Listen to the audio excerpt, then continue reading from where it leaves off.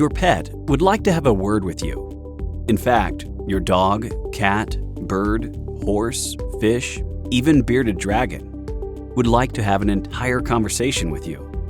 But having that trans-species discussion is difficult without an interpreter, or go-between, a specifically skilled individual who's been communicating with our animal friends for more than 3 decades, bridging gaps in understanding, elevating relationships, building peace and harmony among all Earth's creatures.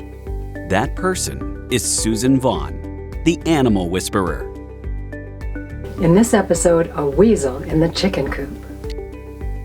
Anne knew she wasn't alone.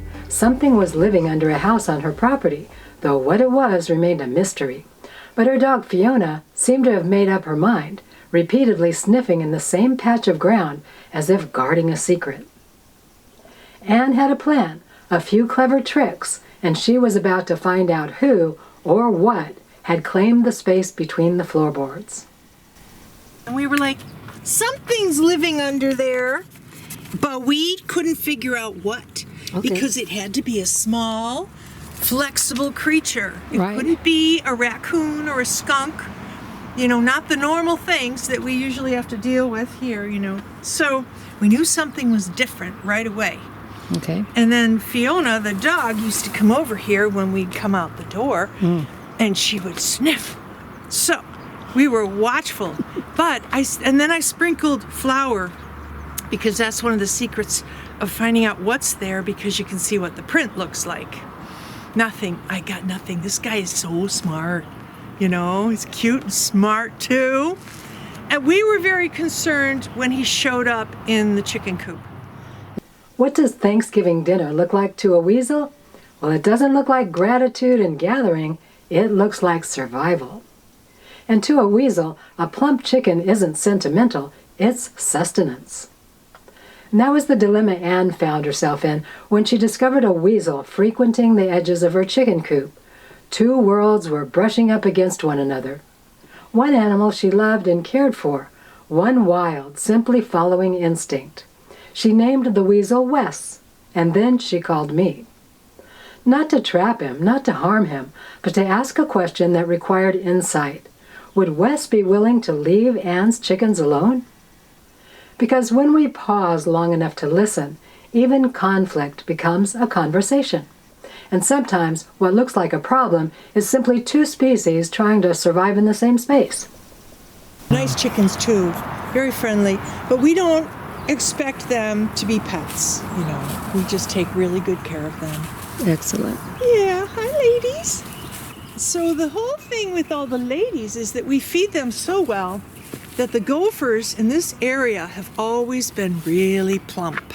Because the gophers come and get whatever feed the chickens don't eat.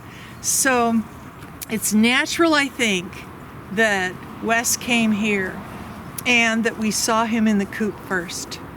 Because what they do is they tunnel where the gophers tunnel, and that's how they get them. So they don't have to, Wes doesn't have to dig tunnels. He just goes wherever they have built them. Oh yes, he's an energy saver. So he popped up. Isn't that something? Yeah, here, take my arm. Oh, sure. So he popped up at a gopher hole on the south side of this coop, which of course isn't beautiful. Most people should know that you don't put any hay or anything down there because that makes bugs for your chickens, and they get in trouble. But anyway, he came up a gopher hole, and that's where Will first saw him. On the other side of this. Mm-hmm. Okay. It's just past the little chicken ladder here. There was a big, you could see some holes. He was in the coop? He was actually in the coop when Will first saw him. He popped his head up. The hole was along the wall there. Let me get this hole. Yeah, go ahead. Be careful. Mm-hmm. And this is holy ground right here. Will was cleaning and raking, and he saw Wes, and Wes saw Will, and there was this big scary moment for both of them, because Will had never seen a weasel before, and I don't know if Wes has ever been face to face with a chicken master. So he ran over here. First he was like, just, oh God. And then he ran over here and tried to get out here, and he was just throwing Wes did? himself. Wes tried to get out? Wes tried to get out. He tried to get over there? Well, he was frightened enough that he didn't get back in his hole, and he was like, well, I'll just run this way. He ended up in this corner. I believe I sent you all the pictures and videos. He was throwing himself at the fence, the chicken wire, and could not get out. And finally, he just turned and he looked at Will, and he ran out the door. And that's very unusual, I guess, for a weasel because they're always traveling underground. But didn't we think he was adorable? I think the first thing, though, that we were concerned about was that he was going to eat our chickens. Because there's all kinds of ferrets and foxes. I mean, everything wants chicken. We all eat chicken. We like it a lot. So that was our first concern. And that's why, of course, Will goes running to the other guys in town. And we're going to get a trap and we're going to get this guy. And I, bringing the feminine energy, I called you. I was like... The first thing I do as an animal communicator is to educate myself about the animal in front of me. Before I ever reach out intuitively, I ask practical questions. What helps a weasel thrive? What does his body need? What prey sustains him in a healthy, natural way? Understanding biology is part of honoring spirit. Instinct matters. With that foundation, I can enter the conversation responsibly. Instead of asking an animal to suppress who they are, I can help redirect them toward choices that work for everyone involved. In Wes's case, I looked at the ecosystem around him. What was already abundant? What would meet his needs without putting him in conflict with Anne's chickens? Well, the answer was clear.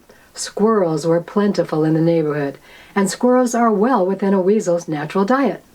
When we approach wildlife this way, we're not asking them to stop being wild.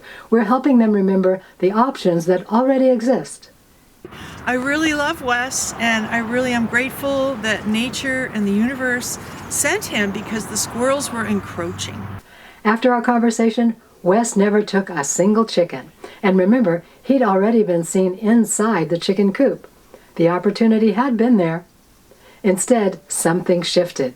Over time, the squirrel population in the neighborhood noticeably declined. What had once been overwhelming to the community became far more manageable. And to me, this is not about control, it's about cooperation. When we take the time to understand an animal's true needs, not just our own fears, and when we approach them with clarity and respect, something remarkable can happen. Animals respond, not because they're forced to, but because they are included in the conversation. And again, I've seen that when we acknowledge their instincts, their survival, and their place in the ecosystem, they're far more willing to work with us than we might imagine.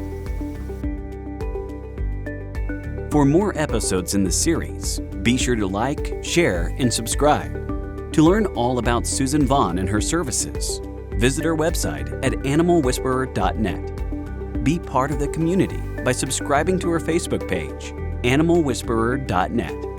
Then sign up for Suzan's newsletter to enjoy more of her fascinating animal-human communication stories.